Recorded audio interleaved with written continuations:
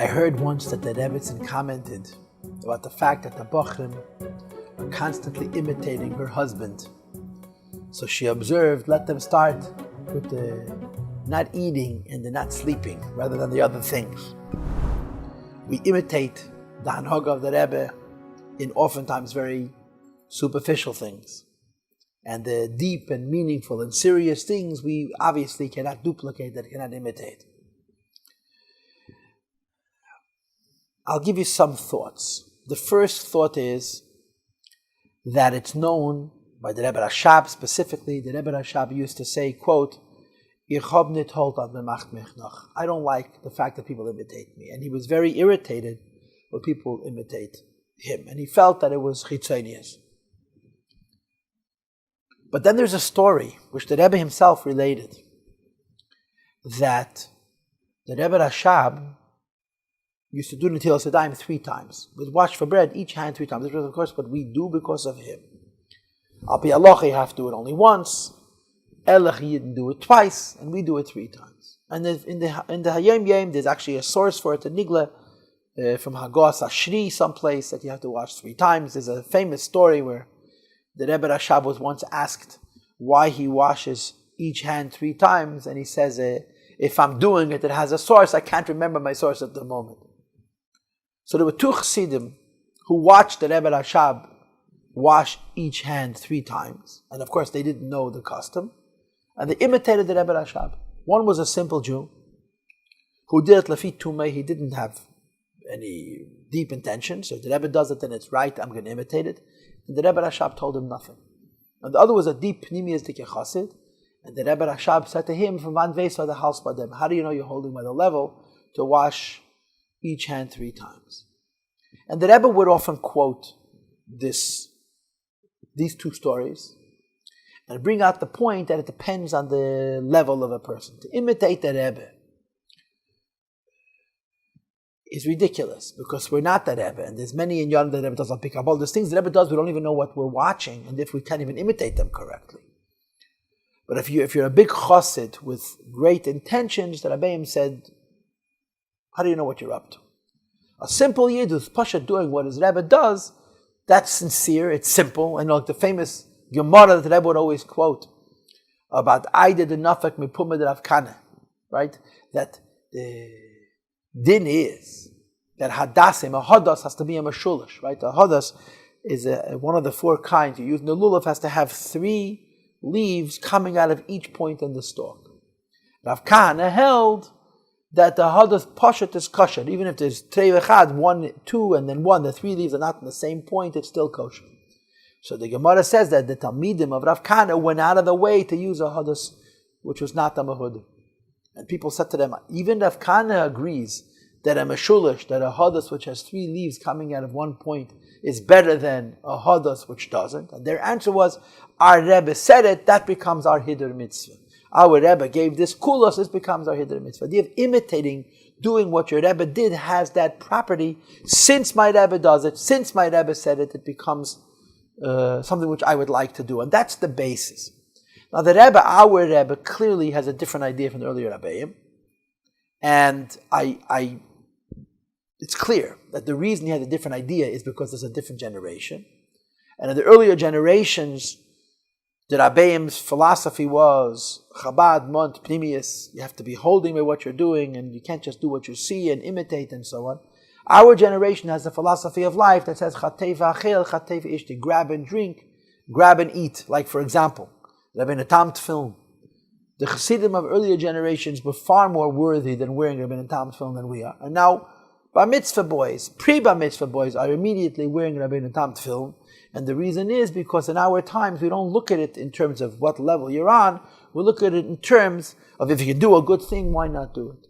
And this applies also to the idea of imitating minhagim that the Rebbe does. Let me give you an example. The Rebbe on Sukkot during Hallel would put the esrog down. And he would pick it up only for the nanuim, for shaking it. In Tafshin Memches, the Rebbe said a very interesting thing. He said, all the years that I watched the previous Rebbe, the Friedricher Rebbe, on Sukkot, his hands shook, his hands were trembling. And I saw that the previous Rebbe would put the esrog down and only pick up the esrog for the nanuim. And before he would put it back down, he'd actually look to see if he had scraped the esrog. So the Rebbe indicated, I wasn't sure whether the fact that the Rebbe puts the esrog down and picks it up only for the nanuim is because that's the binyan, or because since his hands shook, and he was afraid that if he would hold the esrog in the lulav too long, he would scratch the esrog and it would affect its hadar. That's why he put it down. But the fact that this is what the Rebbe did, this was the minig Chabad. So therefore, in Tafshin Memches, the Rebbe made an exception to a rule.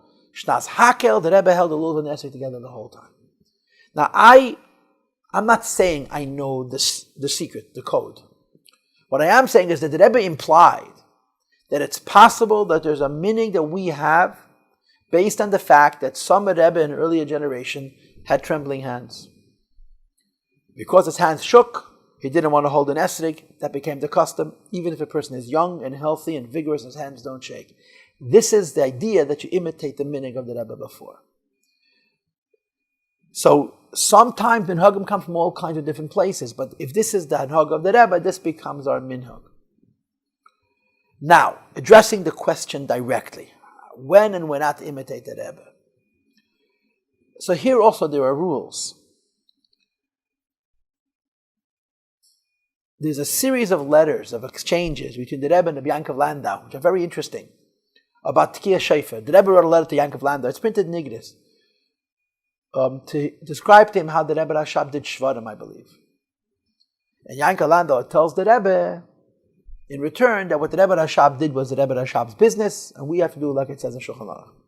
So the Rebbe asks him again, I'd like to know how the Rebbe Rashab did Shvarim. So again he tells the Rebbe, it's not our business. And the Rebbe asks him a third time, and the Rebbe says, Sof, I want you to tell me how the Rebbe Rashab did it. And he explains himself. The Rebbe Rashab did it in public. And he was yoytze everybody with the tkiyas. So certainly what he did in public and being yoytze everybody with the tkiyas is something which is negayah to everybody. And the implication is that when a Rebbe does a hanhaga, a certain minhag, consistently, always the same way, in public, that becomes the minig Chabad. There was one minig one way, and then later on there's a minig a different way. If the Rebbe is consistent with how he does the minig, that becomes the minig Chabad. If a Rebbe does every time something different, you can't imitate that. And I'm going to give you an example for each. In our Siddur, in the davening by Moedim, there's a Vav, Vehamerachim, on Shabbos and Yom Tov and Rosh Chodesh. You say Hamerachim, Atev ki lechalu rachamecha, Vehamerachim ki letamu chasadecha. So during the weekday, it says Hamerachim without a Vav. Shabbos and Yom Tov and Musaf and Rosh Chodesh, it has with a Vav. When the Rebbe lost the Rebbe in Tafshin Memches, the Rebbe changed the minig. That whenever there was no Tachnun, he said Vehamerachim. When there was Tachnun, he didn't say Vehamerachim, and there was no Tachnun. The Rebbe used to ask Rabbi Grona before davening if there a chassan, and this is brought down in Rabbi Raskin's Siddur, in the footnote. If he knew before davening that there's a chassan, he would say Vehamerachim with a Vav. If there was no chassan, he would say Hamerachim. So, in the earlier years, the Vehamerachim was only said in Shmoneh Esrei that have 7 brachas. A bracha that has Shmoneh Esrei has 19 brachas, whether you say Tachnun, don't say Tachnun, you don't say Vehamerachim, and then the Rebbe changed it. So it becomes a new minig. And the Rebbe was very consistent about it. He always did it the same way. And because he always did it the same way, that becomes the minig. On the other hand, and this is my personal feeling, the way the Rebbe used to move his head by Birchas Kohanim, when he did Duchen, Chazar Sashatz, every time was different. There was no pattern. Nobody could tell me they know how the Rebbe did Yivarecha Hashem v'Yishmerecha. Every tefillah was different. Every tefillah was different. So each time the Rebbe is doing it, he's doing it different. How can you imitate it? If you can't imitate it, then you have to do what it says in Sefer HaMinhag. So the point is, in our generation, there's no question that if the Rebbe does something but Rabbim consistently, if he does something in the privacy of his own room, it's none of our business.